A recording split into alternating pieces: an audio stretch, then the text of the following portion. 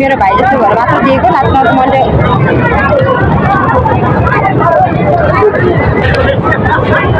दिदी यो पैसा पर्दैन तपाईँ राख्नु ल किन राख्नु न किन अनि मागेको हैन राख्नु न यो पैसा मागेको हैन अनि प्राङ गरायो त्यहाँ क्यामेरा छ कि हाम्रो त्यो एक प्राङ गरायो क्या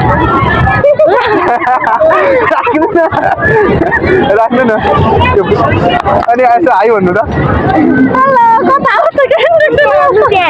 प्राङ गराएको छ दिदी कस्तो लाग्यो तपाईँलाई होइन नि मलाई सुरुमा त अचम्मै लाग्यो नि अनि सुरुमा त अनि के भाडा छैन आउँदाखेरि आएको भन्छ फेरि अलिक बुढा पाखाहरू भयो पनि त आउला है भन्नु फेरि होइन हामीले मान्छेको यसो मन पऱ्यो कस्तो छ अब हुन्छ नि त होइन म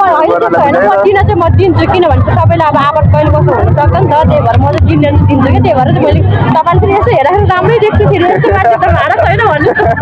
भने मलाई एकछिन अचम्मै लाग्यो अलिक बुढा पाखाले भने चुप्प लाग्दिनँ कि म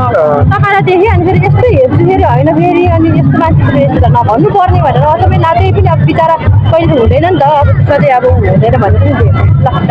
दिदी